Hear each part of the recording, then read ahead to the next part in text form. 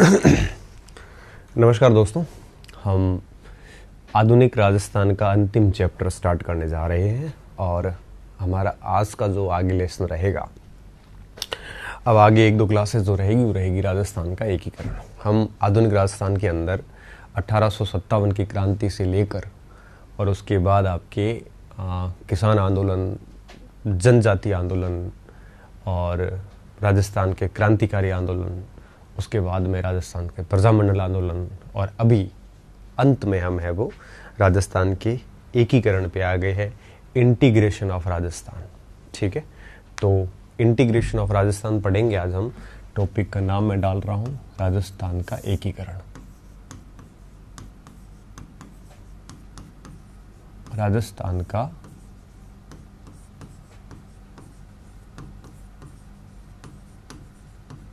एकीकरण।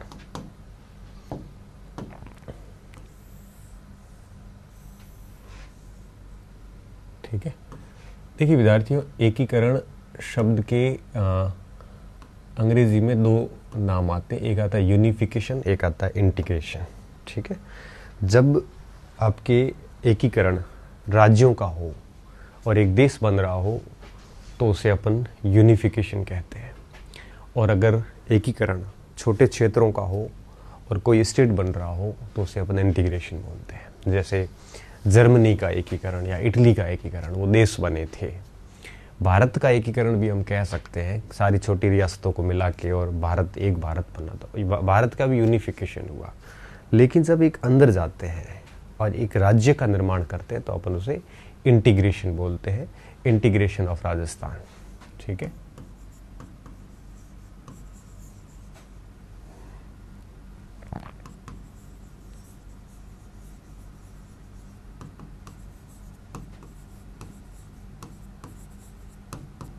राजस्थान के लिए हम यूनिफिकेशन शब्द का उपयोग नहीं करेंगे। अगर राजस्थान हमारा देश होता तो हम लिखते यूनिफिकेशन ऑफ राजस्थान। ठीक है, तो यूनिफिकेशन एक बड़े लेवल पे यूज़ होता है जब कोई राष्ट्र बन रहा हो, और इंटीग्रेशन है वो छोटे लेवल पे यूज़ होता है। ठीक है, अब ऐसे ये चीज़ें काम की इतनी है नहीं, फिर भी अगर पूछ ले कोई तो आपको दिक्कत नहीं होगी। ठीक है, अब हम इसमें क्या क्या देखेंगे। सबसे पहले हम देखेंगे पृष्ठभूमि। पृष्ठभूमि समझेंगे, और पृष्ठभूमि में क्या लिखेंगे सबसे पहले कि रियासतें बनी कैसे। रियासतें बनी कैसे। दूसरा देखेंगे कि रियासत का वह ठिकाना, इन दोनों में बेसिकली अंतर क्या है। और फिर एकीकरण का आरंभ कैसे हुआ। ठीक है, ये तीनों चीजें हम देखेंगे पृष्ठभूमि में, और उसके बाद में देखेंगे राजस्थान एकीकरण के 7 चरण देखेंगे।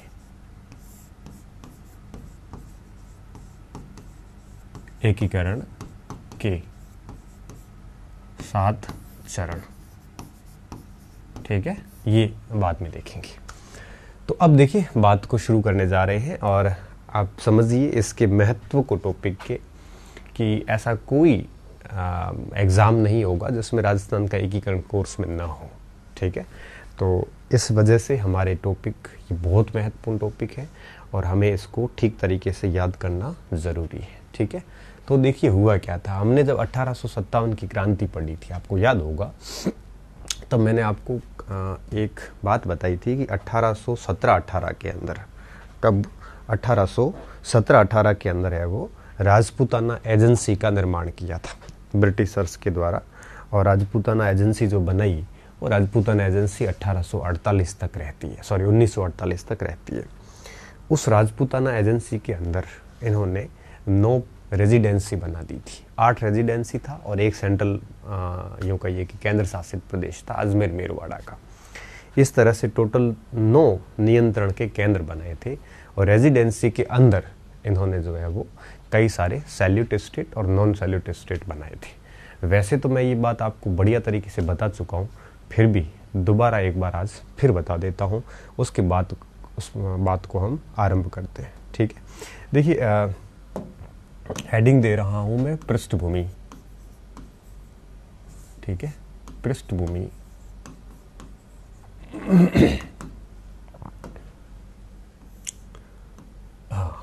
ठीक है, अब देखिए एक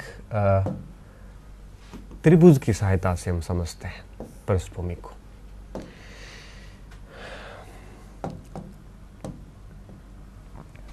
देखो, सबसे ऊपर थी ईस्ट इंडिया कंपनी। कौन?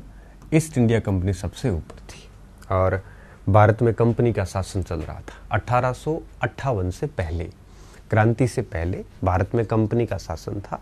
और 1857 की क्रांति का सबसे बड़ा परिणाम ये निकला कि ईस्ट इंडिया कंपनी का शासन समाप्त हुआ और उसके स्थान पे ब्रिटिश क्राउन का शासन शुरू हुआ। और ब्रिटिश सरकार ने शासन शुरू किया था 1857 के बाद, 1858 से। 1858 से पहले और 1600 से लेकर 1858 के बीच में लगभग 250 वर्ष तक भारत पर एक प्राइवेट कंपनी ने शासन किया। प्राइवेट नहीं कह सकते उसको, ब्रिटिश महारानी ने अपने चार्टर से स्थापित किया था, बट उसमें थे पैसा पूरा प्राइवेट था। तो उस कंपनी ने भारत में 250 वर्ष तक शासन किया। तो 1817-18 की मैं बात कर रहा हूँ, तो भारत भर में सबसे हेड कौन था? East India company. ठीक है, अब एक तो बात होगी ये।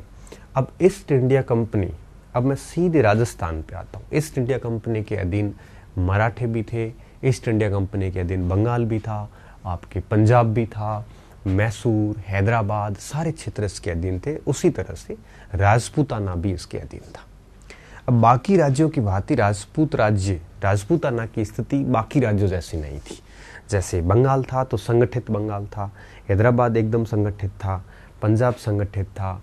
राजपूताना के अंदर क्या समस्या थी? राजपूताना क्षेत्र के अंदर आपके छोटी मोटी कई सारे रजवाड़े थे। यहाँ पे हर क्षेत्र में अलग राजा बैठता था, हर क्षेत्र में अलग उसकी सेना थी। तो अब राजपूताना क्यों नाम दिया? राजपूताना बेसिकली इसलिए नाम दिया कि पूरे के पूरे जितने भी ठिकाने थे, जितने भी आपके यूँ कहिए कि राज परिवार थे, वो मोस्टली सारे राजपूत थे। तो फिर इन्होंने उत्तर पश्चिम का जो क्षेत्र था भारत का, उस पूरे क्षेत्र को इन्होंने राजपूताना नाम दिया।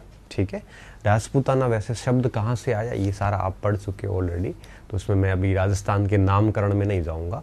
तो अब आप ऐसे समझिए कि ईस्ट इंडिया कंपनी के अधीन इन्होंने क्या किया? एक राजपूताना एजेंसी बनाई। राजपूताना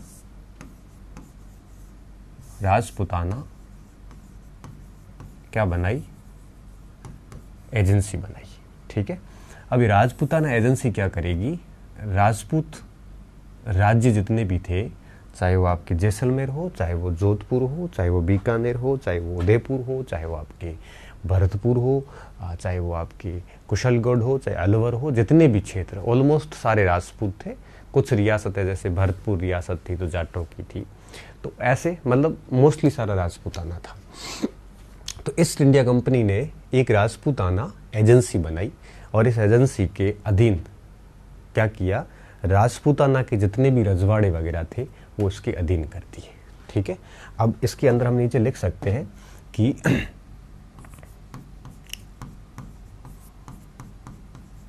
राजपूताना क्षेत्र के रजवाड़े इसके अधीन कर दिए।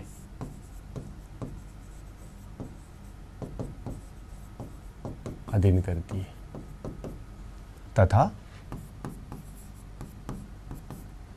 एजेंसी का हेड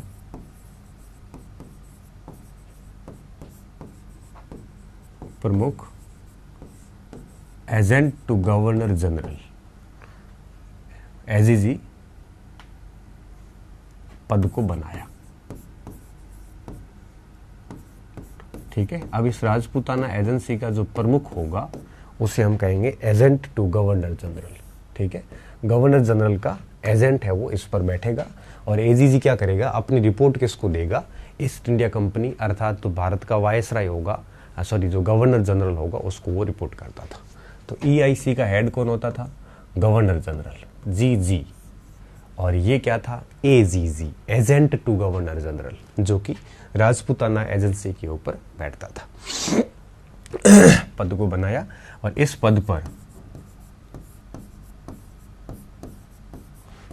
पद पर सर्वप्रथम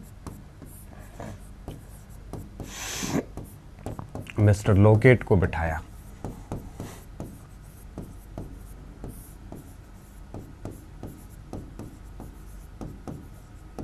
ठीक है, वैसे ये पद बाद में बनाया था, एजेंसी बाद में बना दी गई थी, पहले बना दी गई थी, एजेंसी 1817 में ही बना दी थी। ठीक है ना, और ये पद बाद में सृजित किया था। ठीक है, लोकेट को बिठाया। अब ये AGG क्या करता था, AGG जो है वो आपकी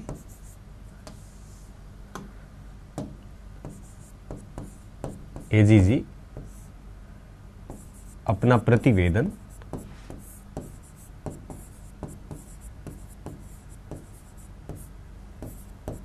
गवर्नर जनरल को भेजता था।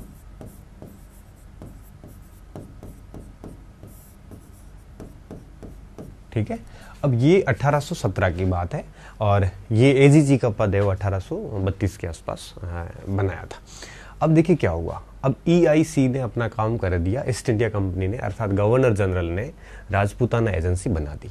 अब राजपूताना एजेंसी क्या करेगी, राजपूताना एजेंसी ने हर राजस्थान के अंदर जितने भी रजवाड़े थे, इन सारे रजवाड़ों के अंदर उसने क्या किया, इसने रेजिडेंसी बना दी। ठीक है, आप इसको रेजिडेंसी कह सकते हो, रेजिडेंसी बनाई।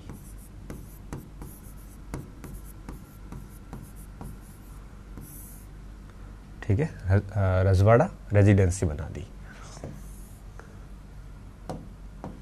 अब टोटल 8 रेजिडेंसी बनाई। कितनी, 8 + 1, एक केंद्र शासित प्रदेश बनाया अजमेर मेरवाड़ा को, जो आगे राजपूताना एजेंसी का जो AGG होगा उसका हेड क्वार्टर रहेगा। वहाँ पे हेड क्वार्टर को किसी रेजिडेंसी के अगर अधीन रखा जाएगा तो एक प्रकार से क्या होगा कि AGG जो है वो किसी न किसी राज्य पर निर्भर हो जाएगा। वो ये चाहते नहीं थे, इसलिए क्या किया गया, अजमेर को किसी भी रेजिडेंसी के अधीन न रख के सीधे गवर्नर जनरल के अधीन रखा था।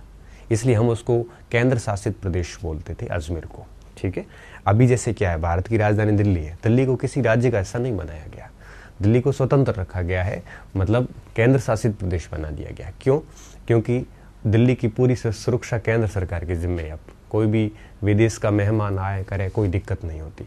अगर दिल्ली को किसी राज्य में होता तो वहाँ पे स्टेट गवर्नमेंट के कानून लगते, केंद्र सरकार वहाँ पे है वो एक प्रकार से बहुत ही कमज़ोर हो जाती। इसलिए दिल्ली को स्टेट का दर्जा नहीं दिया जा रहा है। वहाँ पे पुलिस वगैरह सब कुछ है वो गृह मंत्रालय भारत सरकार के अधीन रखी गई है, ताकि आपकी सुरक्षा का मैटर हो वगैरह हो, कोई दिक्कत नहीं आती। इस वजह से इन्होंने क्या किया, एक 8 तो रेजिडेंसी बना दी, कौन सी बनाई मैं आगे बता रहा हूँ, और एक केंद्र शासित प्रदेश बना दिया। और केंद्र शासित प्रदेश अजमेर को रखा, जो इन्होंने मराठों से प्राप्त किया था, और यहाँ पर इन्होंने अपनी मेन हेड क्वार्टर रखा। कुछ समय तक यहाँ रहा अजमेर में, फिर इन्होंने आबू में अपना हेड क्वार्टर बना दिया, क्योंकि अजमेर में गर्मी बहुत होती है, ये ठंडे प्रदेश के लोग थे, तो गर्मियों में ये माउंट आबू चले जाते थे और सर्दियों में इनकी राजधानी है वो अजमेर रहती थी। तो इस तरह से इन्होंने क्या किया, राजपूताना एजेंसी ने अपना एक राजपूताना एजेंसी ने पूरे राजस्थान को 8 रेजिडेंसी में विभाजित कर दिया। जैसे मैं नाम लूँ ना, ईस्टर्न रेजिडेंसी भरतपुर मुख्यालय, वेस्टर्न रेजिडेंसी जोधपुर मुख्यालय, मेवाड़ रेजिडेंसी दक्षिण का उदयपुर मुख्यालय, जयपुर रेजिडेंसी जयपुर मुख्यालय, ठीक है, हाड़ौती टोंक रेजिडेंसी देवली मुख्यालय, और कोटा झालावाड़ रेजिडेंसी। इस तरह से इन्होंने 8 रेजिडेंसीज बना दी थी। ठीक है, अब देखिए क्या हुआ, अब जितनी भी रेजिडेंसी बनाई इन्होंने यहाँ पे क्या किया, हर रेजिडेंसी पर अपना एक पॉलिटिकल एजेंट नियुक्त किया। क्या, पॉलिटिकल एजेंट नियुक्त किया। तो इसको आप ऐसे लिख लेना,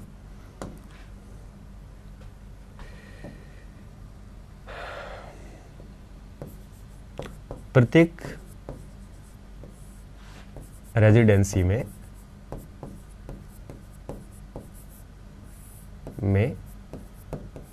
एक पॉलिटिकल एजेंट नियुक्त किया।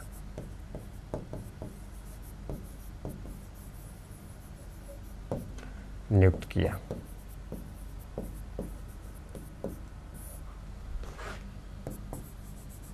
जो कि एजीजी को रिपोर्ट करता था। किसको रिपोर्ट करता था? एजीजी को रिपोर्ट करता था, तथा इसका हेडक्वार्टर रेजिडेंसी की राजधानी में होता था। इसका हेडक्वार्टर रेजिडेंसी की राजधानी में होता था।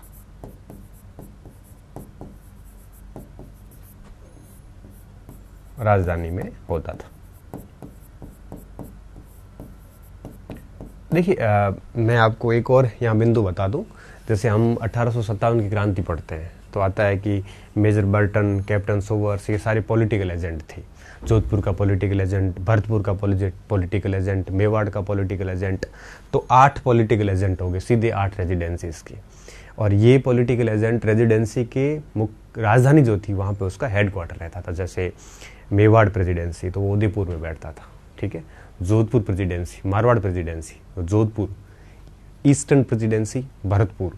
तो इस तरह से ये रेजिडेंट क्या करते थे, जो पॉलिटिकल एजेंट होते थे, जिन्हें हम रेजिडेंट बोल सकते हैं क्योंकि रेजिडेंसी का हेड होता था इसलिए। तो ये रेजिडेंट अर्थात पॉलिटिकल एजेंट क्या करते थे, एजेंट टू गवर्नर जनरल को अपनी रिपोर्ट देते थे। और सारे रेजिडेंसी से जब रिपोर्ट मिलती थी तो उसको कॉन्क्लूड करके एजीजी आगे गवर्नर जनरल भारत को है वो भेज देता था।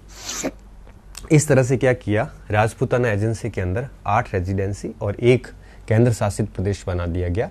और केंद्र शासित प्रदेश क्या करता था, यहाँ पे इनकी राजधानी बनी हुई थी। अब इसके अंदर क्या हुआ, अब इस रेजिडेंसी जो है, इस रेजिडेंसी के अंदर इन्होंने नॉन सैल्यूट स्टेट और सैल्यूट स्टेट विभाजित कर दिए, ठीक है। तो कई सारे स्टेट बना दिए। राज्य, रेजिडेंसी में क्या रखे, राज्य रखे, और राज्य 2 भागों में बांट दिए गए। कुछ जिनको ब्रिटिश कंपनी ने सैल्यूट का अधिकार दिया था, जो गन सैल्यूट देते थे राजाओं को, 17 बार गन सैल्यूट देना, 15 बार देना, 19 बार देना, इस तरह से गन सैल्यूट दिया जाता था, जिनका सम्मान बहुत होता था। अगर राजा ने स्वामी भक्ति ठीक से नहीं की, अंग्रेजों के प्रति वफादारी नहीं की, तो उसके सैल्यूट की संख्या घटा दी जाती थी। 1857 क्रांति में हमने पढ़ा भी है। अगर इसने स्वामी भक्ति बहुत ज़बरदस्त प्रदर्शित की है तो उसकी सैल्यूट की तोपों की जो सलामी होती थी वो बढ़ा दी जाती थी। ठिकानों को एक ऐसे रियासतें थी जिनको ऐसे सैल्यूट का अधिकार नहीं था, और कुछ ऐसी रियासतें थी जिनको सैल्यूट का अधिकार था। तो इस तरह से राज्यों को 2 भागों में बांट दिया गया। राज्यों को 2 भागों में बांट दिया। राज्य मैं यहीं लिख लेता हूं नीचे, ठीक है। यहां इन्होंने नियुक्त किसको किया है, पॉलिटिकल एजेंट को, और ऊपर था एजीजी। यहां इन्होंने रेजिडेंसी के अधीन जो भी स्टेट थे, अब टोटल 19 स्टेट थे जहां पे सलामी दी जाती थी, अर्थात सैल्यूट स्टेट थे, और 3 स्टेट ऐसे थे जो नॉन सैल्यूट स्टेट थे। तो 19 और 3 22 इन्होंने एडवोकेट क्या कर दिया, जो पॉलिटिकल एजेंट होते थे उनके अधीन, या यूं कहिए कि जो राज्य थे इनके ऊपर एडवोकेट एजेंट नियुक्त कर दिए गए। एक सेकेंड,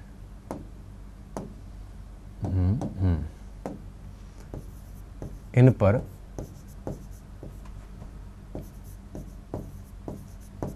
एडवोकेट एजेंट नियुक्त किए गए।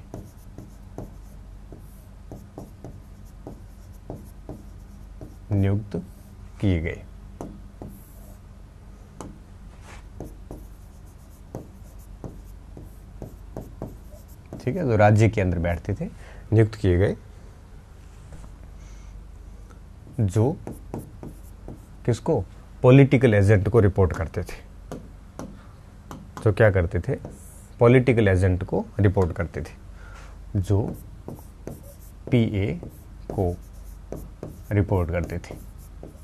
पीए मतलब पॉलिटिकल एजेंट को रिपोर्ट करती थी।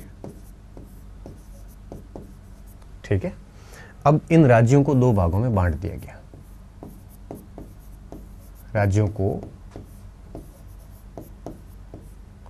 दो श्रेणियों में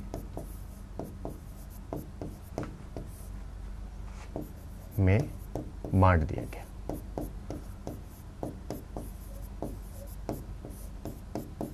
salute state and non salute state. तो अब आप बात समझ में आ गई होगी आपको कि सिस्टम कैसे चल रहा था। ठीक है, अब मैं इसको बहुत शॉर्ट में यहां लिखूं तो सबसे ऊपर थी ईस्ट इंडिया कंपनी, इसके नीचे कौन था? राजपूताना एजेंसी। राजपूताना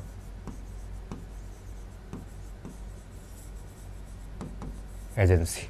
ठीक है, और राजपूताना एजेंसी के अधीन कौन थी? रेजिडेंसी।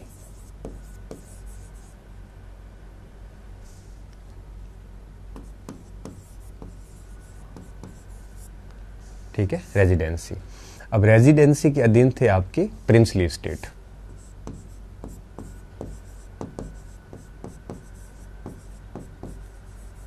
ये राज्य जैसे अपन कहते हैं। अब प्रिंसली स्टेट थे दो टाइप के, एक थे आपके सैल्यूट स्टेट। क्या? Salute state.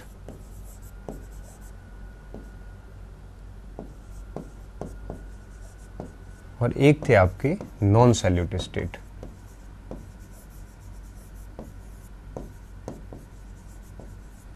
Non salute state को हम कहते हैं ठिकाना,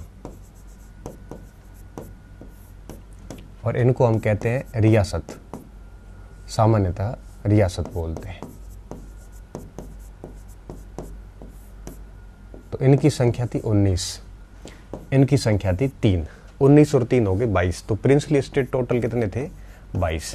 तो कई बार क्या होता है परीक्षा में ऐसे ही आ जाता है, प्रिंसली स्टेट इंग्लिश में आता है। तो प्रिंसली स्टेट टोटल 22 थे, उनमें से आपके सैल्यूट स्टेट थे 19, नॉन सैल्यूट थे 3। क्लियर? कोई दिक्कत नहीं। अब EIC का हेड कौन था? Governor general. कौन था? Governor general. इसका कौन था? Agent to governor general. इसका कौन था? Political agent. और इसका कौन था? Advocate agent. ठीक है, इस तरह से इनका पूरा सिस्टम चलता था राजस्थान के अंदर। अब देखिए हुआ क्या, अब हम थोड़ा सा देख लेते हैं कि ये स्टेट रेजिडेंसी कौन सी थी। राजपूताना एजेंसी की अगर अपन बात करें यहाँ पे, तो एजेंसी का हेडक्वार्टर कहाँ रखा? अजमेर में। और फिर कहाँ ले गए? आबू में। इसलिए अजमेर को किसी भी रेजिडेंसी का हिस्सा नहीं बनाया गया, अजमेर को सीधा यूटी बना दिया गया। ठीक है, तो ये कुछ बात हो गई यहाँ पे। अब आप इस मानचित्र को देखो ठीक से। आप इसमें देखोगे 1 2 3 4 5 6 7 8 और 9, ये 9 कलर आपको नजर आएंगे। 9 क्यों आएंगे? क्योंकि इसमें 8 तो है रेजिडेंसी और 1 है आपकी एजेंसी का हेडक्वार्टर। ठीक है, अजमेर मेरवाड़ा। ठीक है, अब हम क्या करेंगे, अब मैं एक एक को बताता हूं कि कौन सी एजेंसी रेजिडेंसी थी और उसमें कौन कौन से स्टेट थे। ठीक है, वैसे मैं ये पहले बता चुका था, बट मैं सोच रहा हूं कि वापस बता दिया जाए तो और आपको अच्छा लगेगा। ठीक है, तो देखिए ये रेजिडेंसी में 8 + 1 जो लिखा है मैं उसमें लिख लेता हूं। 8 रेजिडेंसी थी। पहली रेजिडेंसी मेवाड़। ठीक है, अब एक पॉलिटिकल एजेंट मेवाड़ में बैठता था। किसमें? मेवाड़ के अंदर। अब मेवाड़ के अंदर मैं अगर प्रिंसली स्टेट की बात करूं तो मेवाड़ के प्रिंसली स्टेट में सबसे पहला जो नाम आता है विद्यार्थियों, वो आता है किसका? मेवाड़ के अंदर आता है डूंगरपुर, बांसवाड़ा, उदयपुर और प्रतापगढ़। ठीक है, तो उदयपुर, डूंगरपुर,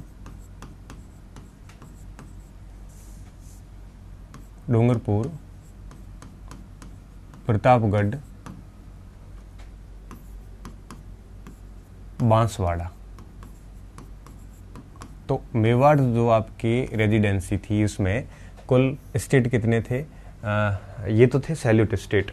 आप ये देखोगे मेवाड़ रेजिडेंसी, तो देखो ये आ गया आपके प्रतापगढ़, ये बांसवाड़ा, ये डूंगरपुर और ये उदयपुर। ठीक है, ये आपके पांचों किसका हिस्सा थे? ये पांचों स्टेट थे मेवाड़ का हिस्सा।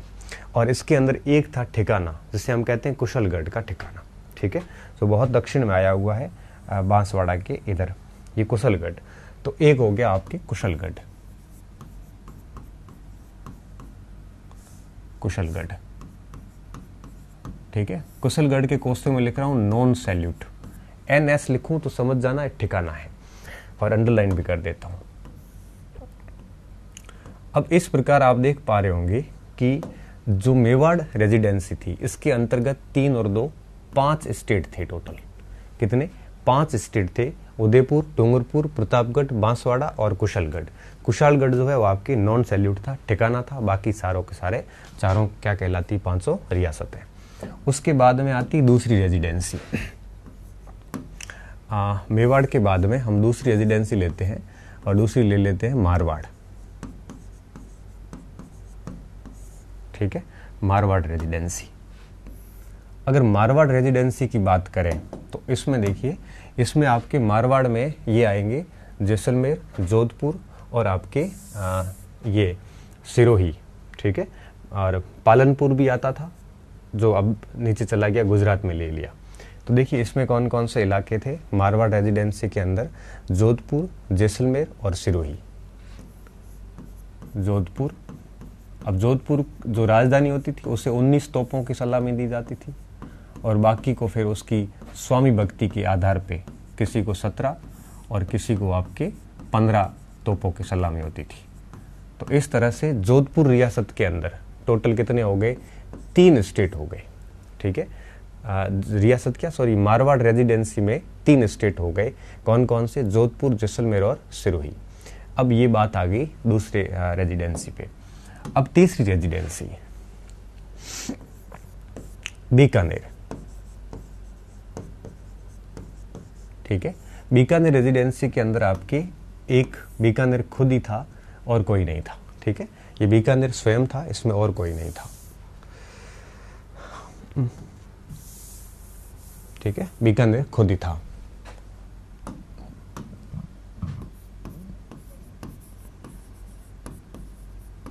बीकानेर अकेला था, और इसको 19 तोपों की सलामी थी, क्योंकि बीकानेर के जो शासक थे ये हमेशा से स्वामी भक्त रहे हैं। तो एक हो गया इनका। ठीक है, स्टेट। ठीक है, अब हम देखते हैं आगे बीकानेर के बाद में चौथी जो रेजिडेंसी रही उस पर बात करते हैं। चौथी रेजिडेंसी की अगर अपन बात करें तो ले लेते हैं अपन अलवर को। ठीक है, अलवर की अगर अपन बात करें विद्यार्थियों, तो इसमें 2 स्टेट रहे। कितने? 2 स्टेट। एक अलवर खुद रहा है, और दूसरा रहा है नीमराणा।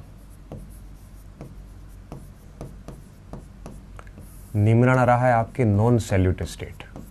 ठीक है, अलवर है सैल्यूट स्टेट। तो 2 हो गए अलवर के अंदर। ठीक है, आगे देखिए आप 5वीं रेजिडेंसी, जैसे अपन ईस्ट रेजिडेंसी कहते हैं। ठीक है, पूर्वी रेजिडेंसी। अगर ईस्ट रेजिडेंसी की बात करें तो इसमें कौन कौन से स्टेट आते थे? ईस्ट में ये भरतपुर, धौलपुर, करौली, ये सब ईस्ट में आते थे। और इसका हेडक्वार्टर कहाँ था? भरतपुर के अंदर। तो भरतपुर, धौलपुर और करौली ये ईस्ट में आते थे। इसका स्पेशली है वो ध्यान रखना।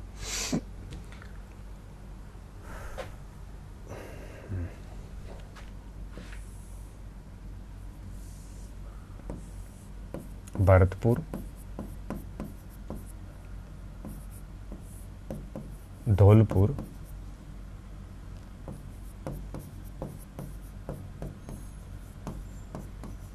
करौली। ठीक है, तीनों के तीनों कैसे थे? आपके सैल्यूट एस्टेट थे, और ईस्ट कंपनी का हेडक्वार्टर कहाँ था? भरतपुर के अंदर। तो इस तरह से ईस्ट हो गया आपकी। ठीक है, अब हम आते हैं यहाँ पे एक चीज़ और है, जयपुर, कुशलगढ़।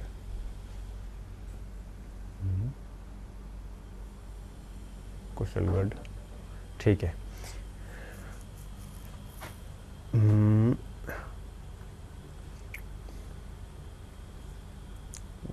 अजमेर, जयपुर, ठीक है। अगली जो हम ले लेते हैं आपके ईस्ट के बाद में आएगा जयपुर। जयपुर रेजिडेंसी, जयपुर रेजिडेंसी के अंदर आपके जयपुर खुद आएगा और दूसरा आएगा किशनगढ़।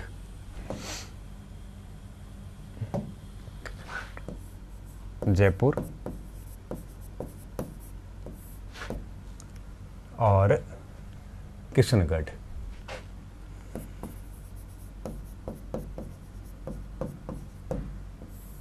ठीक है। और आपके ये चला जाएगा, लावा भी यहीं पे आ रहा है ना। लावा को मैं देखता हूँ, एक मिनट आपकी। 6 नंबर हो गया। आगे है 7वें नंबर पे जयपुर। जयपुर के बाद में हाड़ौती टोंक। हाड़ौती टोंक,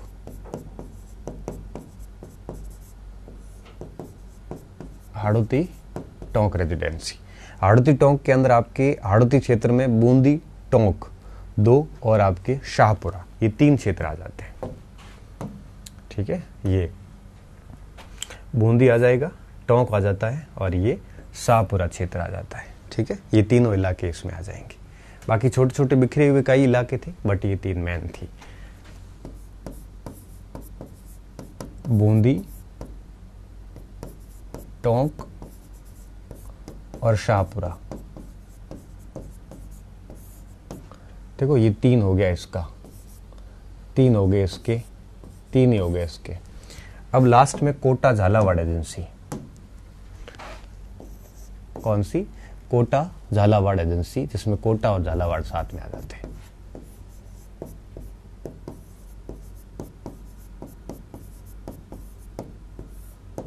ठीक है,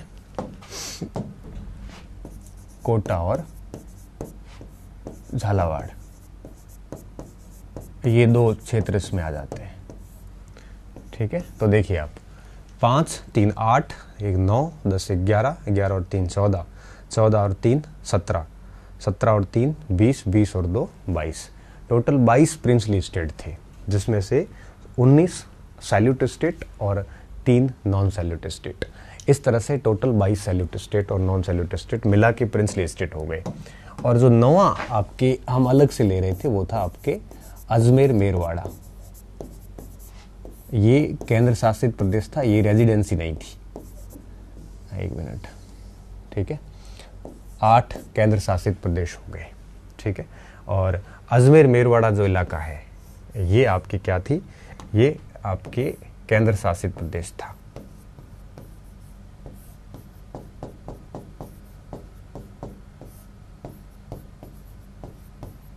प्रदेश था।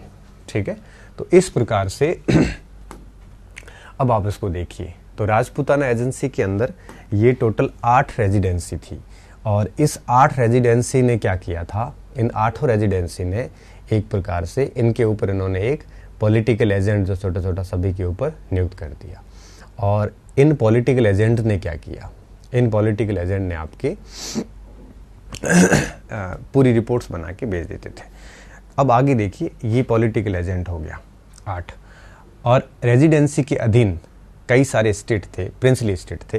टोटल 22 प्रिंसली स्टेट थे, जिसमें से कुछ सैल्यूट स्टेट थे, कुछ नॉन सैल्यूट स्टेट थे। उन सभी का ब्यौरा मैंने यहाँ पे लिख लिया। आपके 19 सैल्यूट स्टेट थे और 3 आपके नॉन सैल्यूट स्टेट थे। तो ये तो बात होगी यहाँ पे। ठीक है, तो अब देखिए वापस मैं आ रहा हूँ, तो रियासतें कैसे बनी? तब हम कहते हैं कि 1817-18 से काम शुरू हुआ था, और 1948 तक ये जो राजपूताना एजेंसी वगैरह थी इसकी स्टेट रियासतें कहलाती है। रियासत और ठिकानों में क्या फ़र्क है? तब मैंने आपको बता दिया कि सैल्यूट और नॉन सैल्यूट का फ़र्क है। ठीक है, तो ये छोटे क्षेत्र होते थे तो उसको सैल्यूट नहीं था। अब आता है एकीकरण का आरंभ कैसे हुआ। ठीक है, एकीकरण कैसे हुआ ये तो मैं आपको बाद में बताता हूँ। पहले मैं ये बताऊंगा कि एकीकरण का बेसिकली आरंभ कैसे हुआ। तो बात हम शुरू करेंगे कैबिनेट मिशन से। ठीक है, आप इस मानचित्र को बढ़िया बना दो, फिर अपन आगे बात शुरू करते हैं। तो आपको अच्छे से पता होगा कि कैबिनेट मिशन जो है वो 1946 के अंदर अपनी एक प्रकार से घोषणा करता है।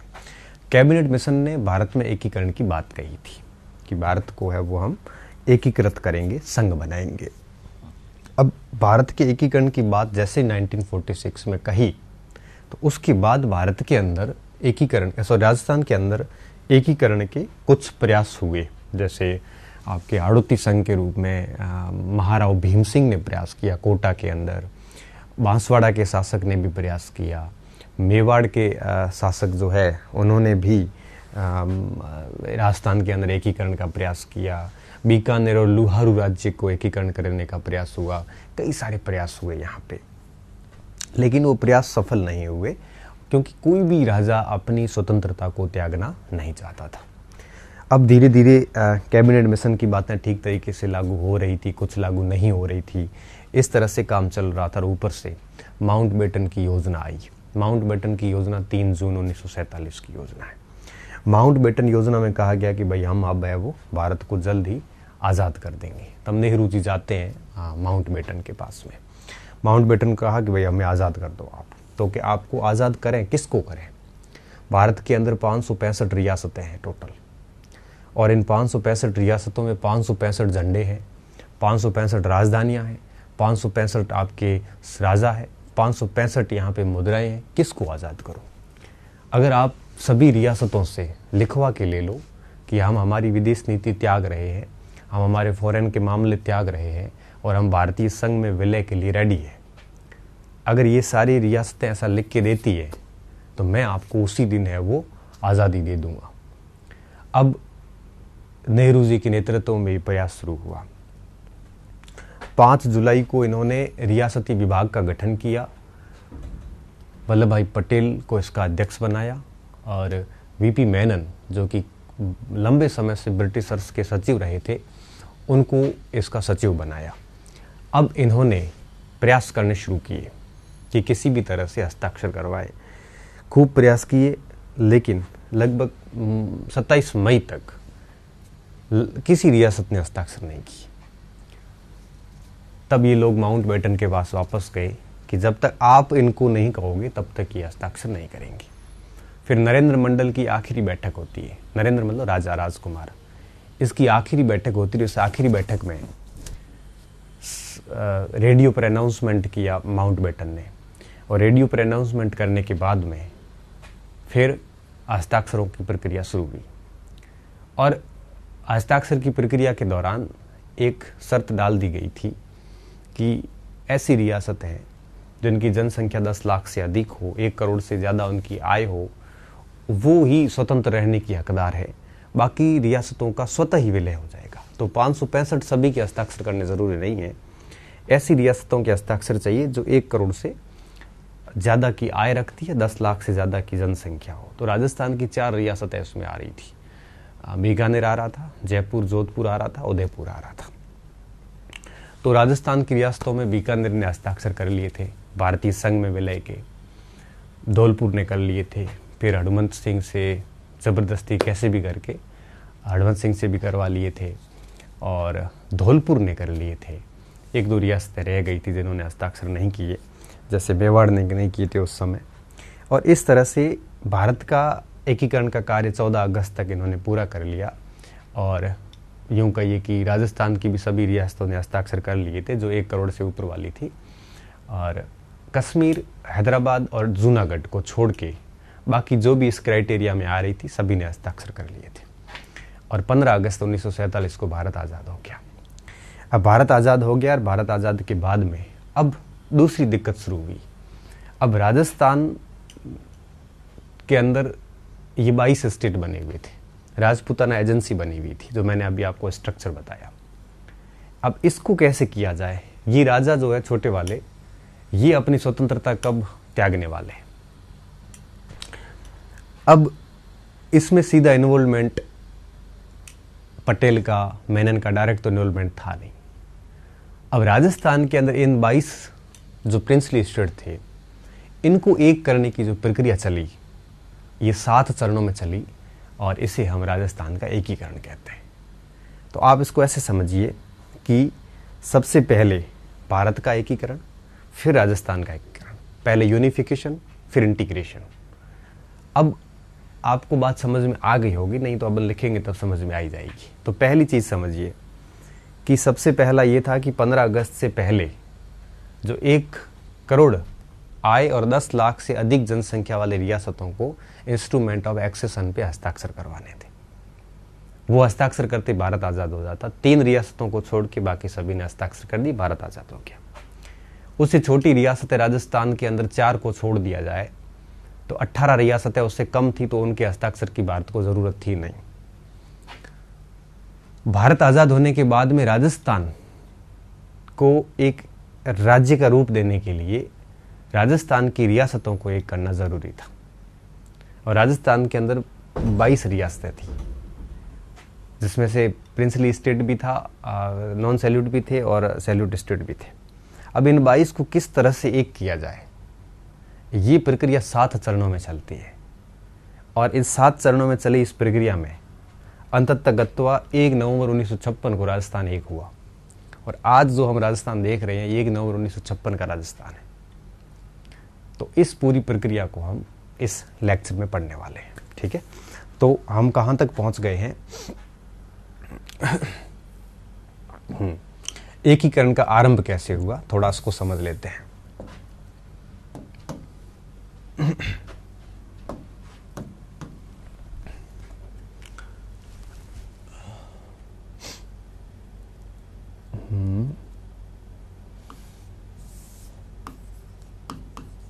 भारत की आज़ादी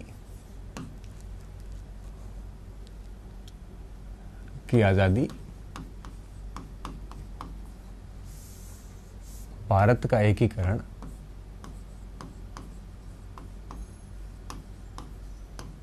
व आज़ादी।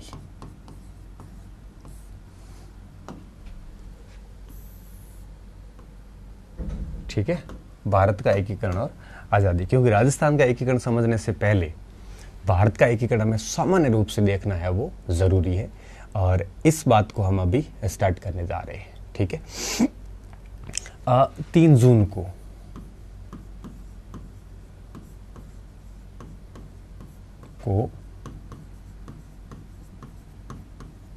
माउंटबेटन योजना आई।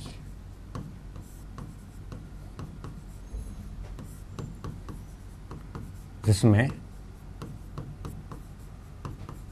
भारत को आज़ाद करने की बात कही गई। इससे पूर्व, किससे पूर्व? आज़ादी से पूर्व। इससे पूर्व भारत की सभी रियासतों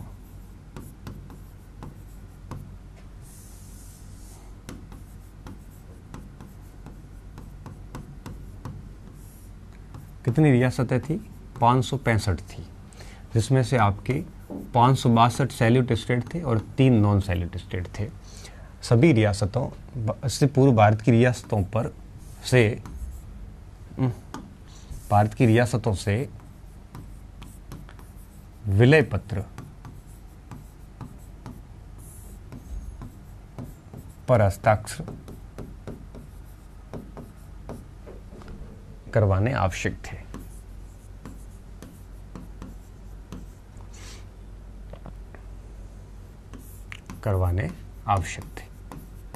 भाई, जब तक आपके भारत के राज्य रजवाड़े स्वतंत्रता के लिए रेडी नहीं है, जब तक वो अपने आप को भारतीय संघ में मिलाना ही नहीं चाहते, तब तक आप आज़ाद करोगे किसको?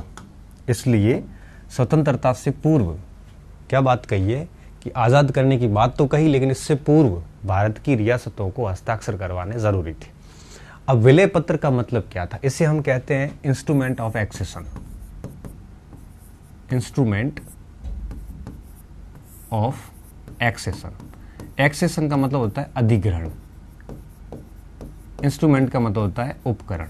ठीक है, इंस्ट्रूमेंट ऑफ एक्सेशन पर जैसे हस्ताक्षर होंगे, इसका मतलब ये हुआ कि उस रियासत ने ये कह दिया है कि हमारे रक्षा संबंधित मामले, हमारे विदेश से संबंधित मामले, हमारे संचार से संबंधित मामले, इन सब पर हम है वो अधिकार किसको दे रहे हैं, भारत संघ को दे रहे हैं।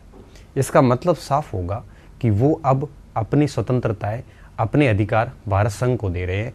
तब भारत जाके एक देश का रूप लेगा, तभी हम उसको आज़ाद कर पाएंगे।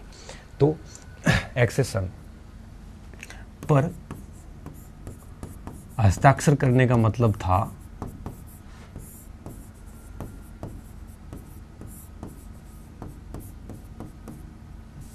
करने का तात्पर्य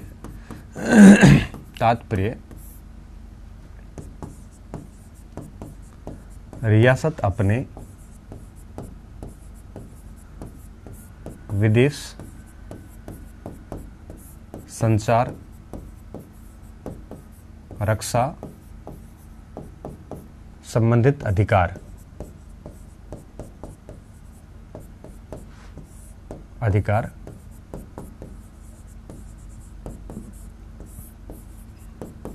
भारत सरकार को, संघ को सुपुर्द कर रहे।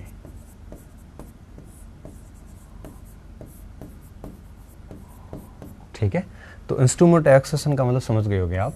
अगर आपने इंस्ट्रूमेंट ऑफ एक्सेशन का किसी स्टेट ने हस्ताक्षर किए, इसका मतलब साफ है कि उसने अपने ये सारे के सारे जो मामले हैं, इन पर किसको अधिकार दे दिया, अब संघ को अधिकार दे दिया, भारत को, और उन्होंने भारतीय संघ का हिस्सा बनने की एक प्रकार से सहमति दे दी। ये इंस्ट्रूमेंट ऑफ एक्सेशन था। अगर किसी रियासत ने इंस्ट्रूमेंट ऑफ एक्सेशन पे हस्ताक्षर नहीं किया है, तो इसका मतलब होगा कि वो स्टैंड स्टिल एग्रीमेंट पे है। स्टैंड स्टिल एग्रीमेंट का मतलब होता है जैसी स्थिति है वैसी स्थिति पे बना रहना है, उनको किसी दोनों में से एक पे तो हस्ताक्षर करना ही है। स्टैंड स्टिल एग्रीमेंट मतलब वो यथास्थिति बनाए रखेगा, या इंस्ट्रूमेंट ऑफ एक्सेशन पे हस्ताक्षर करके अपने आप को भारतीय संघ का हिस्सा दिखाएगा। ठीक है, तो देखिए इस पर हस्ताक्षर नहीं करने वाले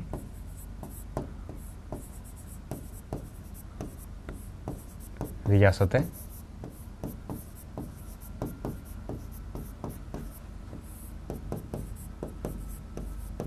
स्टैंड स्टिल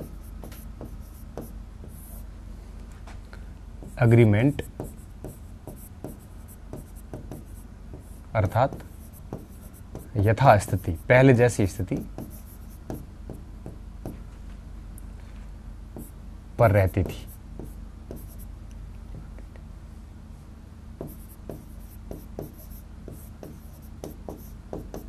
ठीक है, देखो अभी तक राजस्थान का एकीकरण हमने शुरू नहीं किया है, अभी हम भारत का एकीकरण कर रहे हैं। किसका? भारत का एकीकरण कर रहे हैं। इस बात को आप बढ़िया तरीके से याद कर लेना विद्यार्थियों, बहुत काम की चीज़ है। और इंस्ट्रूमेंट ऑफ एक्सेशन, ठीक है, कौन सा? Instrument of accession. अब ये तो होगी बात इसकी कि माउंटबेटन योजना ने कह दिया कि हम आज़ाद तो कर देंगे आपको, बट करेंगे इसको 565 राजधानियां हैं, तो आप ये करो 565 लोगों से लिखवा के लेके आ जाओ। 565 को नहीं लिखवाना, किसको लिखवाना मैं आपको बता रहा हूँ, लिखवा के लेके आ जाओ कि भाई हम भारतीय संघ में मिलने के लिए रेडी हैं और ये सारे अपने अधिकार भारतीय संघ को दे रहे हैं, तब हम आपको कर देंगे क्या, आज़ाद कर देंगे, ताकि आप भारतीय संघ कहलाओगे। अभी तो स्थिति ये है कि हम आज़ाद करें तो करें किसको, जोधपुर को करें कि बीकानेर को करें? 565 बड़ी रियासतें हैं यहाँ पे, टोटल रियासतें। अब ये हस्ताक्षर करवाने ज़रूरी थे।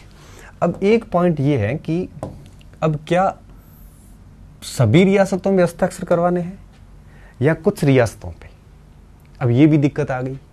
तब इन्होंने कहा कि सभी रियासतों पे तो 565 तो बहुत ज़्यादा है, तो अब इन्होंने कहा कि ऐसी रियासतें जिनकी जनसंख्या 10 लाख से ज़्यादा हो और वार्षिक आय 1 करोड़ रुपए से अधिक हो, वे रियासतों को स्वतंत्र रहने का अधिकार है, उन्हीं को हस्ताक्षर करने हैं। बाकी इससे छोटी रियासतें स्वतः ही भारतीय संघ में विलय मानी जाएगी, मतलब उनका इंस्ट्रूमेंट ऑफ एक्सेशन पे हस्ताक्षर किए बिना ही ये बात लागू हो जाएगी। समझ गए बात आपको? तो 565 में से ऐसी लगभग 40-50 रियासतें होगी जो इस क्राइटेरिया में थी, मतलब उन्हीं को हस्ताक्षर करने थे, बाकियों को करने की जरूरत नहीं थी, क्योंकि बाकियों को ऑटोमेटिक माना जाएगा कि आप सीधे तौर पे इसके भागीदार हो चुके हैं, भारतीय संघ के हिस्सेदार बन चुके हैं। आप भले इंस्ट्रूमेंट ऑफ एक्सेशन पे हस्ताक्षर करो या नहीं करो, आप स्टैंड स्टिल एग्रीमेंट पे नहीं रहोगे, आप यथास्थिति में नहीं रहोगे, आप स्वतः ही। वैसे तो 565 लोगों के पास कौन जा जाके हस्ताक्षर करवाएगा। बेहतर यह है कि ये सिस्टम बहुत बढ़िया था। अब इसमें क्या था, इसमें ऐसी रियासतें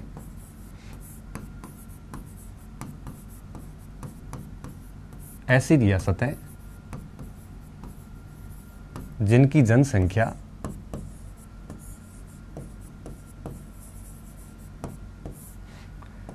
10 लाख से अधिक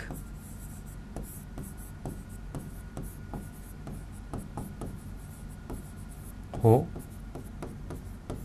तथा वार्षिक आय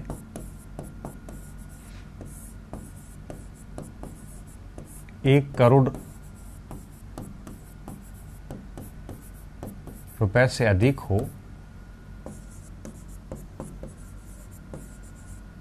हो, वही रियासतें स्वतंत्र रह सकती है।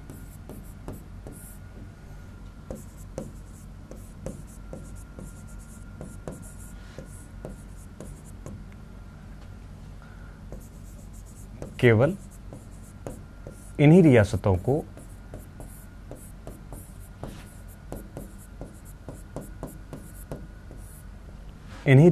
को विलय पत्र पे हस्ताक्षर करने हैं।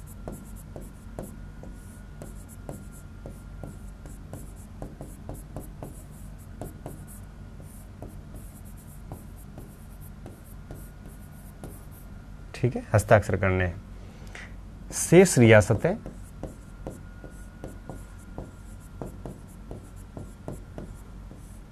स्वतः समाप्त हो जाएगी।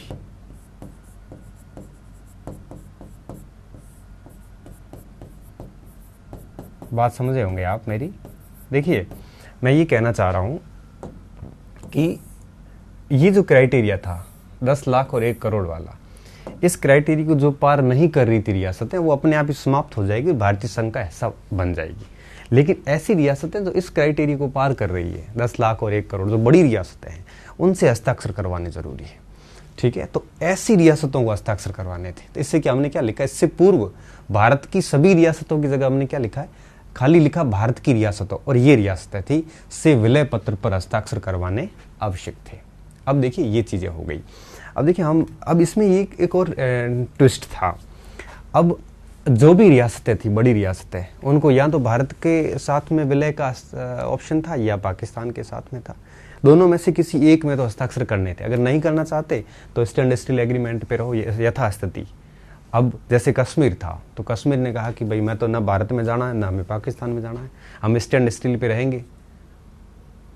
हैदराबाद ने भी यही बात की थी। तो स्टैंड स्टिल पे रहने का मतलब न भारत में न पाकिस्तान में। जैसे जोधपुर की रियासत जो थी, महाराजा हनुमंत सिंह थे, उनका मन है वो एक प्रकार से पाकिस्तान की तरफ था। वो भोपाल में जिन्ना से मिलने के लिए गए, और जिन्ना उस समय कहते हैं कि नहाने गया हुआ था, और महाराजा हनुमंत सिंह ने कक्ष में काफ़ी देर तक इंतज़ार किया। उसके बाद में जिन्ना नहा कर बाहर आए। बाहर आने के बाद में जिन्ना ने सीधा एक कागज़ है वो खाली कागज़ दिया महाराजा हनुमंत सिंह को, और कहा कि भाई आप जो है हनुमंत सिंह, हाँ, आप इस पर लिखो, आपको जो चाहिए वो इसके ऊपर लिख लो। और दूसरे हाथ में दिया कि ये विलय पत्र इसके ऊपर हस्ताक्षर कर दो कि मैं पाकिस्तान में विलय करना चाहता हूँ। आपकी जो डिमांड्स है उस पर खाली पेज में दे रहा हूँ, उस पर लिखो, साइन करके दे रहा हूँ। वहाँ पे हनुमंत सिंह टेंशन में आ गए कि क्या लिखूँ क्या नहीं लिखूँ। उन्होंने कहा कि मैं एक बार राज परिवार के लोगों से कंसल्ट करके मैं आपको वापस जवाब देता हूँ। हनुमंत सिंह ने ऐसा कहते ही जिन्ना ने उस विलय पत्र को, वो जो खाली पेज दिया था, उसको फाड़ दिया। और महाराजा वापस जोधपुर आते, इस बात की सूचना बी आर पटेल को लगती है, बीबी पटेल को, सॉरी, वल्लभ भाई पटेल को, जो कि रियासती विभाग के हेड थे। उनको जब इस बात का भास हुआ तो उन्होंने वीपी मेनन को है वो, उन्होंने कहते हैं कि फ़ोन लगाया सीधा, पहले फ़ोन आते थे, फ़ोन वो बड़ी वो फ़ोन था या जो भी था, बात करी उनसे, उनको कहा कि आपके पिताश्री मेरे मित्र थे, इसलिए मैं आपसे आग्रहपूर्वक तरीके से कह रहा हूँ कि आप पाकिस्तान में क्यों मिलना चाहते हैं। तो क्या हमें जोधपुर का व्यापार करने के लिए कराची बंदरगाह फ्री में मिल रहा है, हमें यहाँ तो क्या मिलेगा भारत में। तो उन्होंने कहा हम आपको कच्छ का बंदरगाह फ्री कर देते हैं हमेशा के लिए, ताउम्र। आज भी कच्छ मुक्त व्यापार का बंदरगाह है। उन्होंने कहा कि भाई हमें एयरपोर्ट नहीं है, वो नहीं है, ये नहीं है, सारी चीज़ें उनके लिए दे दी। तो फ़ोन पे ये सारी बातें हो गई। फिर वीपी मेनन को भेजा और वीपी मेनन ने विलय पत्र पर जोधपुर शासक से हस्ताक्षर करवाए। और वहाँ पे कहते हैं कि जोधपुर शासक ने अपने पेन में पिस्टल थी, कोई कहता है कि उस पिस्टल तान दी थी वीपी मेनन पर। तब अंग्रेज़ रेजिडेंट वहाँ पे थे, जो रेजिडेंसी का हेड होता था, पॉलिटिकल एजेंट, उन्होंने उसको है वो क्योंकि अंग्रेज़ों का काफ़ी खौफ हुआ करता था, कोई कहते हैं कि वो पेन के अंदर ही पिस्टल थी, वो गिफ्ट दे रहे थे, जो भी बात है। तो इस तरह से जोधपुर रियासत को, जोधपुर इस क्राइटेरिया को पार कर रही थी। तो अगर उस समय जिन्ना जी का मूड खराब नहीं होता, जिन्ना जी इसलिए कह रहा हूँ, तो आज हम लोग आपको नहीं पढ़ा रहे होते। क्यों? क्योंकि हम बाड़मेर में हमारी रियासत जोधपुर थी और जोधपुर पाकिस्तान में चला जाता और हम पाकिस्तान में बैठ के इंडियन हिस्ट्री पढ़ाते नहीं, सीधी सी बात थी।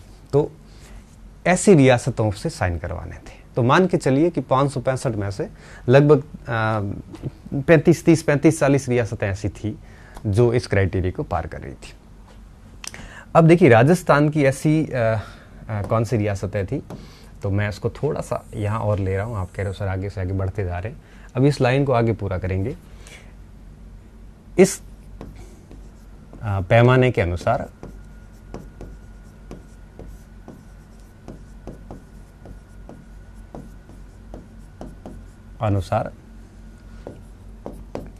जोधपुर, जयपुर, उदयपुर,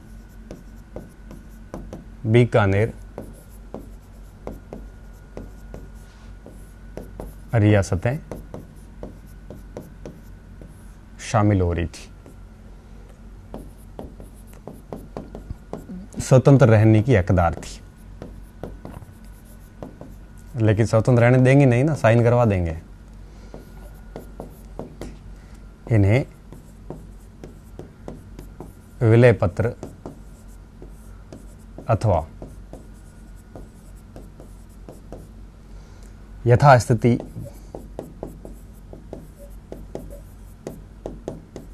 में रहना था। बाकी सारी रियासतें स्वतः ही मिल जाती, ठीक है ना, स्वतः ही मिल जाती, साइन करें चाहे मत करें। उन रियासतों को तो भारत की संघ का हिस्सा होना ही था। तो अभी तक हमने देखी विद्यार्थियों एक बात क्लियर कर ली कि 3 जून को माउंटबेटन योजना आई जिसमें भारत को आज़ादी की बात कही, लेकिन उससे पहले इन रियासतों पे हस्ताक्षर करवाने ज़रूरी थे, इन रियासतों पे जो इस क्राइटेरिया में आ रही थी। बाकी वाली अपने आप चली जाएगी। और हस्ताक्षर करवाने का मतलब ये था, नहीं करेगी वो स्टैंड स्टिल एग्रीमेंट पे रहेगी। अब ये बात हो गई यहाँ पे, ये बहुत महत्वपूर्ण बात है। इस बात के होने के बाद क्या हुआ? इस बात के होने के बाद में 5 जुलाई 1947 को, ठीक है, ये 3 जून की बात है, सॉरी ये तो 3 जून की बात है। अब हम 5 जुलाई 1947 की बात करेंगे, ठीक है। रियासतों को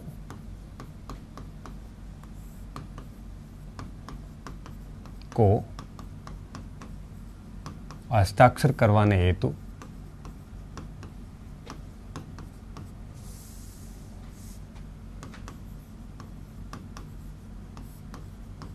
विलय पत्र पर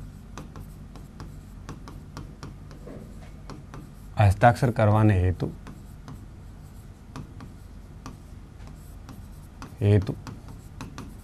अथवा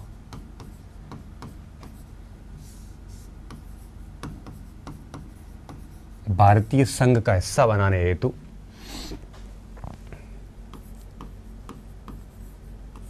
संघ का हिस्सा बनाने हेतु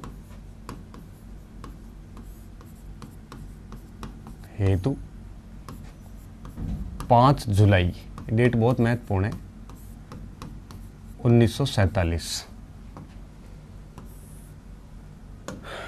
को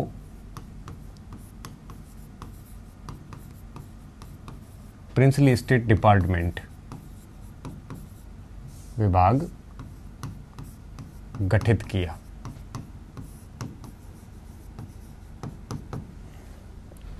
अब अध्यक्ष कौन बने? अध्यक्ष वल्लभ भाई पटेल। इसलिए इनको भारत का बिस्मार्क कहा जाता है, क्योंकि बिस्मार्क ने जर्मनी का एकीकरण किया था और इन्होंने भारत का एकीकरण किया। और सेक्रेटरी किसको बनाया? वीपी मेनन को। वीपी मेनन लंबे समय से ब्रिटिशर्स के साथ में रहे थे, सभी गवर्नर जनरल लगभग सभी के साथ में रहे थे, और इन्होंने पुस्तक भी लिखी थी, integration of Indian state, integration of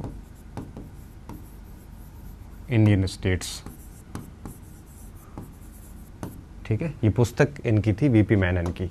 तो वीपी मेनन सचिव बने और वल्लभ भाई पटेल, वीपी मेनन बनना नहीं चाहते थे, लेकिन वल्लभ भाई पटेल ने कहा कि मुझे एक ऐसा व्यक्ति चाहिए जो एक रियासतों के मामले का जानकार हो, जो वायसराय के भी काफ़ी निकट हो और जो लंबे समय से वायसराय के साथ में रहा हुआ हो। तो वीपी मेनन सबसे सूटेबल व्यक्ति था, जो रियासतों के बारे में भी जानता था, क्योंकि वो लंबे समय से वायसरायों के साथ में था, तो उनको सभी की पता था कि कौन सी रेजिडेंसी में क्या है। तो इस तरह से इन्होंने एक रियासती विभाग बना दिया। 5 जुलाई से लेकर 25 जुलाई तक रियासती विभाग ने सारे प्रयास कर लिए, एक भी रियासत ने हस्ताक्षर नहीं किया।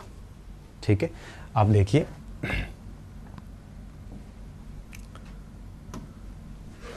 रियासती विभाग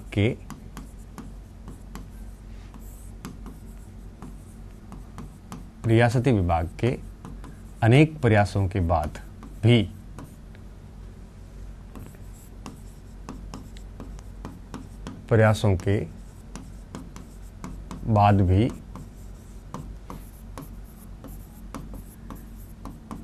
25 जुलाई 1947 तक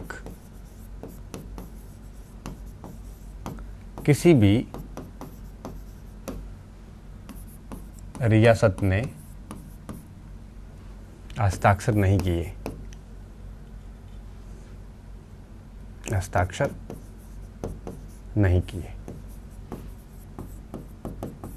लो, किसको आज़ाद कराए?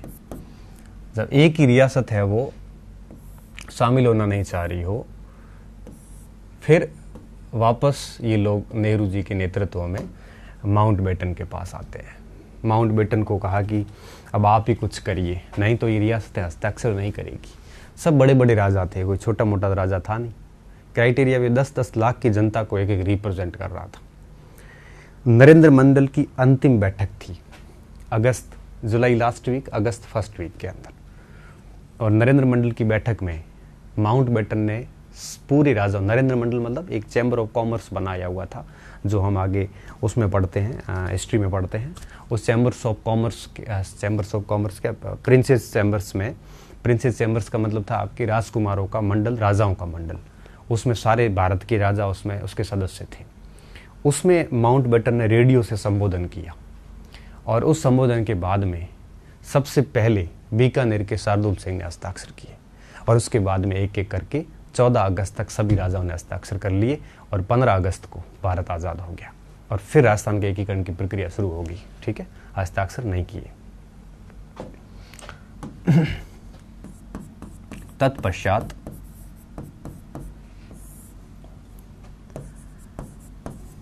नरेंद्र मंडल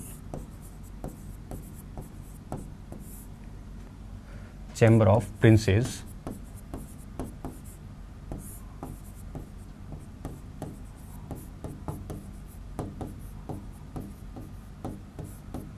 मंडल की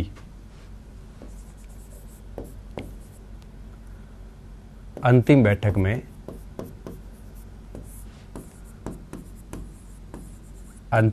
में वायसराय माउंटबेटन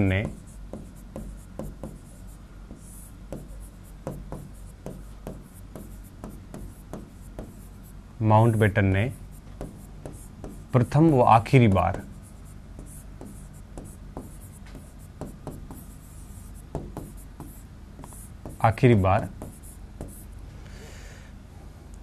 संबोधन किया। रेडियो संदेश था ये, जो कि रेडियो पर दिया गया, जो कि रेडियो पर प्रसारित हुआ।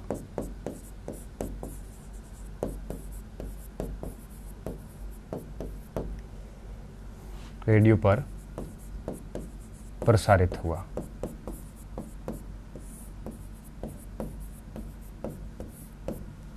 ठीक है ना, प्रसारित हुआ। माउंटबेटन ने यही कहा था कि सभी रियासतों को जो भी दायरे में आ रही है उनको हस्ताक्षर करके भारत के संघ का हिस्सा बन जाना चाहिए। ठीक है, तो माउंटबेटन का प्रभाव पड़ा और फिर हस्ताक्षर होने शुरू हुए, प्रसारित हुआ। इसके बाद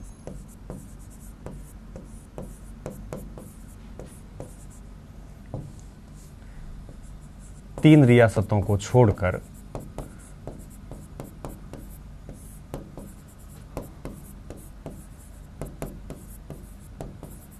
तीन रियासतें कौन सी छोड़नी है?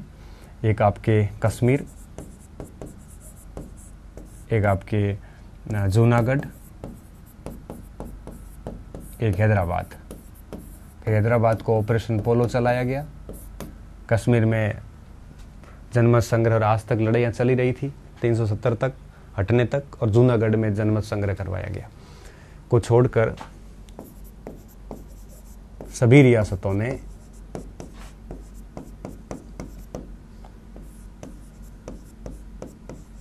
अगस्त 1947 तक हस्ताक्षर कर लिए। किस पर? विलय पत्र पर। ठीक है, अब इस तरह से हस्ताक्षर हो गए। और इस क्रम में राजस्थान की जो रियासतें दायरे में आ रही थी, जैसे बीकानेर सबसे पहली रियासत बनी हस्ताक्षर करने वाली। शार्दुल सिंह ने 7 अगस्त को हस्ताक्षर किए।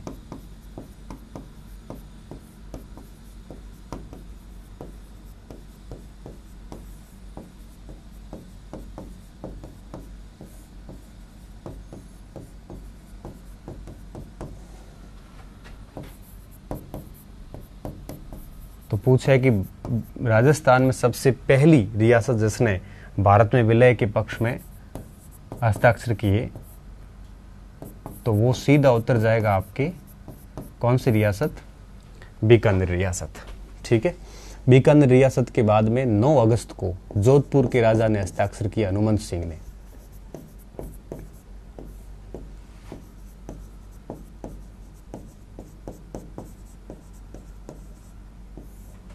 कब किए?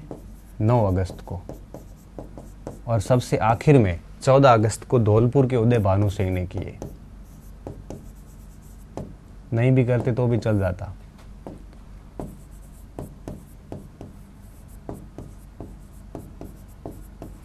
धौलपुर के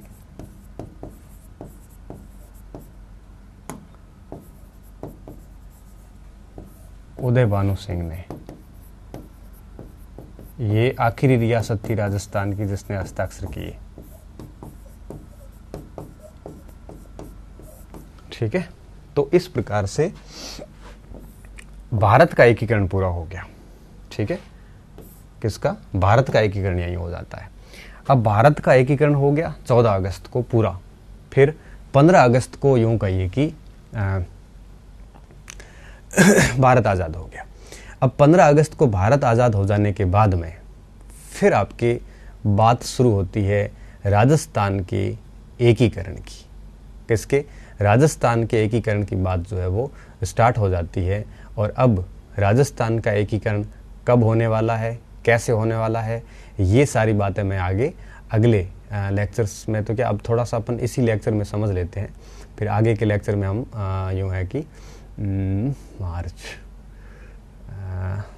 देख लेते हैं आगे। ठीक है, चलो एक राजस्थान का एकीकरण जो है वो थोड़ा सा शुरू कर लेते हैं। अभी तक राजस्थान का एकीकरण प्रारंभ हुआ नहीं है। ठीक है, कि राजस्थान का एकीकरण कैसे आरंभ हुआ। तो आज की क्लास में मैं 7 चरण से पहले तक की बात क्लियर कर लेता हूँ। ये लिख लो आप आराम से। अब मैं आगे बात को आगे बढ़ा रहा हूँ। 15 अगस्त 1947 को भारत आज़ाद हो गया। 14 अगस्त को सभी रियासतों ने हस्ताक्षर कर लिए थे, जो दायरे की थी, 3 रियासतों को छोड़ के। और 15 अगस्त को इसलिए किया गया था कि 15 अगस्त को जापान ने सेकेंड वर्ल्ड वार के बाद में इन मित्र राष्ट्रों के समक्ष आत्मसमर्पण किया था 14 तारीख को, 14 और 15। तो इस कारण 15 अगस्त को अपना डोमिनेंस दिखाने के लिए या प्रभाव दिखाने के लिए उस दिन को चुना और उन्होंने भारत को 15 अगस्त को आज़ाद किया।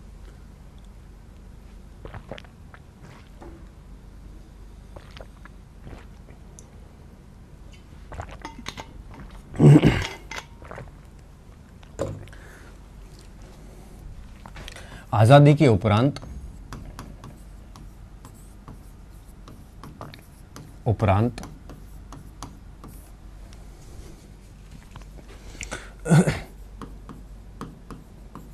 राजपूताना एजेंसी के अधीन 22 राज्यों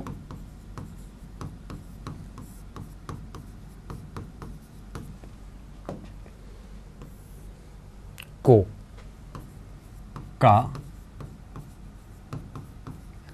एकीकरण कर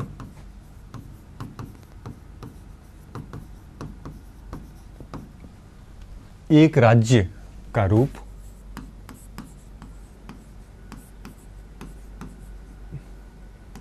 देने हेतु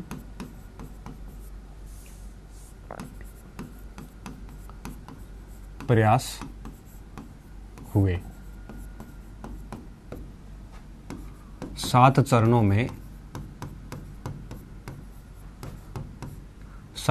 में सभी 22 राज्यों एवं एक यूटी अजमेर को मिलाकर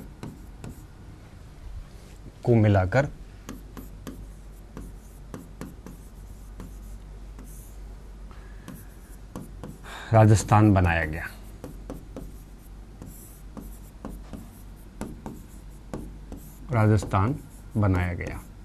ठीक है, इस पूरी प्रक्रिया को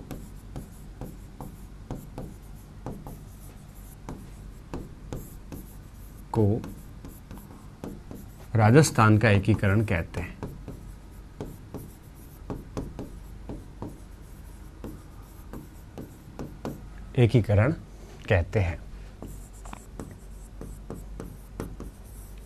एक बात और भी है, राजस्थान के एकीकरण से पूर्व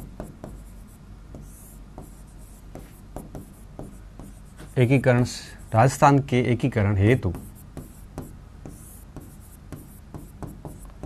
कैबिनेट मिशन के बाद से ही प्रयास शुरू हो गए थे।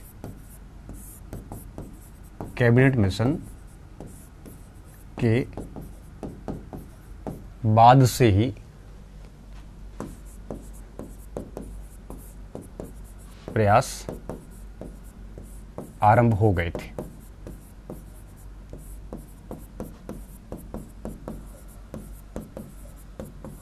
ठीक है, जो कि निम्न थे। मतलब राजस्थान के अंदर प्रयास स्टार्ट हो गए थे और कैबिनेट मिशन के बाद से हो गए थे। मतलब मई 1946 से प्रयास शुरू हो गए थे राजस्थान को एक करने के, लेकिन सफल नहीं हुए। सफल 1948 के बाद के प्रयास हुए और फाइनली वो 7 चरण मेन थे। लेकिन इससे पहले क्या प्रयास हुए वो भी हम शॉर्ट में एक प्रकार से देख लेते हैं। एक प्रयास किया गया आपके राजस्थान यूनियन के रूप में। राजस्थान यूनियन। ठीक है, राजस्थान यूनियन। अब देखिए मैं यहाँ पे एक बहुत ही शॉर्ट में बात करने जा रहा हूँ। उदयपुर के राजा थे भूपाल सिंह, मेवाड़ शासक भूपाल सिंह। अब मेवाड़ शासक भूपाल सिंह ने क्या किया था, एक सम्मेलन बुलाया। भूपाल सिंह ने 26 जून को 1946 को गुजरात, मालवा व राजपुताना के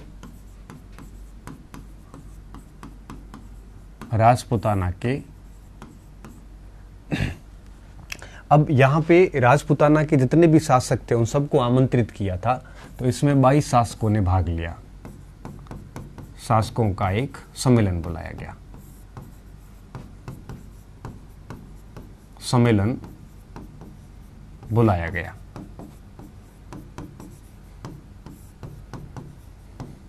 जिसमें सुझाव रखा गया कि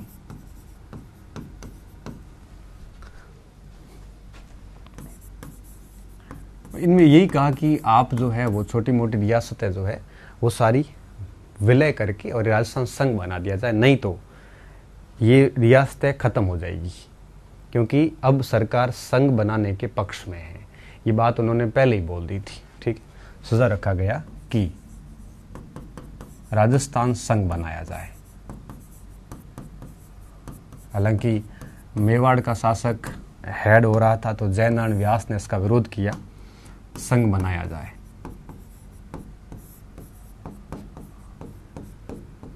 जयनारायण व्यास ने विरोध किया इसका कि जोधपुर को क्यों नहीं मेन ऐड किया जाए इसको। वही बात है, आपस में हित टकरा रहे थे सारों के। तो यह जो पहला प्रयास था विद्यार्थियों, ये सफल नहीं हो पाया। तब इन्होंने क्या किया, के.एम. मुंशी को अपना संवैधानिक सलाहकार नियुक्त किया। के.एम. मुंशी को इन्होंने फिर संविधान का जो ड्राफ्ट था उदयपुर का वो तैयार किया था, संवैधानिक सलाहकार नियुक्त किया।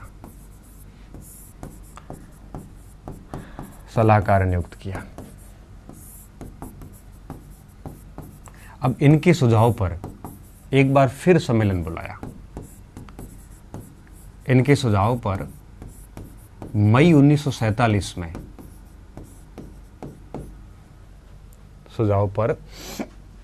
कब मई 1947 के अंदर सम्मेलन फिर बुलाया।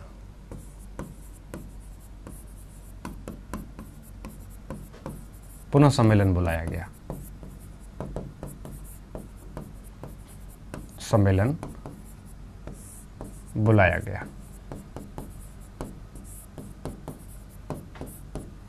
ठीक है, परंतु सफल नहीं हुआ। इसने बाकायदा चेतावनी दी थी यहाँ पे कि अगर संघ नहीं बना तो सारी रियासतें जो है वो अब खत्म हो जाएगी, छोटी रियासतें सारी। तो राजस्थान यूनियन का प्लान जो था ये ऑलमोस्ट यूं कहिए कि फेल हो गया। अब देखिए दूसरा क्या होगा। उसके बाद में दूसरा हाड़ौती संघ और बागड़ संघ के भी प्रयास हुए।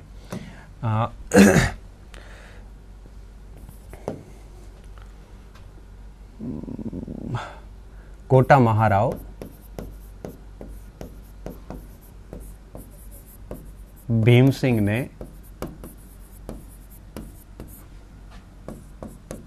हाड़ौती संघ, जिसमें आपके कोटा, बूंदी, झालावाड़ वगैरह ये सब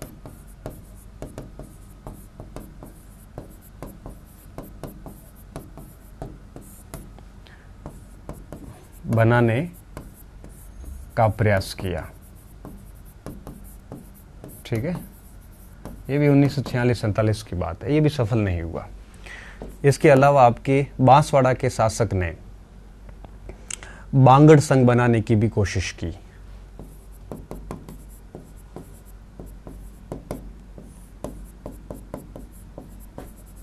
शासक ने बांगड़ संघ का प्रयास किया, ये भी नहीं बना। लोहारू राज्य के साथ बीकानेर ने संघ बनाने का प्रयास किया,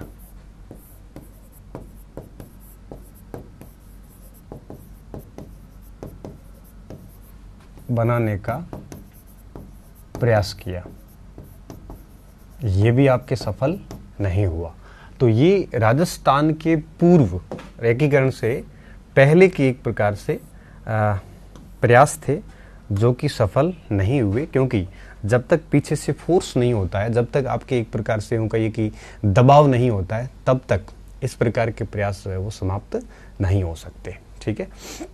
बाकी 1947 का जो अधिनियम आया था, उस अधिनियम की धारा 8 ने लिख लिया था कि आपके पैरामाउंटेंसी समाप्त हो जाएगी, ऐसा धारा 8 ने लिख लिया था। तो ये नोट करके डाल देना कि अधिनियम की धारा 8 के तहत ब्रिटिश सर्वोच्चता पैरामाउंटेंसी समाप्त हो जाएगी। उन्होंने कहा कि भारत जैसे ही आज़ाद होगा तो पैरामाउंटेंसी समाप्त हो जाएगी। ठीक है। पैरामाउंटेंसी क्या होती है? सबसे ऊपर रानी और भारत की सारी रियासतें उसके अधीन सीधी रिस्पॉन्सिबल होती थी। और उन्होंने कहा कि जैसे ही भारत आज़ाद होगा पैरामाउंटेंसी खत्म हो जाएगी, सारी रियासतें आज़ाद हो जाएगी। तब इनके लिए ये था कि 15 अगस्त से पहले सभी रियासतें आज़ाद हो जाए, उससे पहले इनसे हस्ताक्षर करवा दो, ताकि आज़ाद ना हो पाए। रानी का पैरामाउंटेंसी खत्म होते ही संघ, आपके भारतीय संघ मजबूती के साथ सामने आ जाए, इसलिए इनके ऊपर हस्ताक्षर करवाने भी बहुत ज़रूरी थे। तो इस तरह से राजस्थान यूनियन के जो प्रयास थे, राजस्थान एकीकरण के जो पहले के प्रयास थे, वो प्रयास आपके ठीक तरीके से सफल नहीं हो पाए थे। और फिर आगे चलकर आपके यूं कहिए कि फिर मामला शुरू हुआ और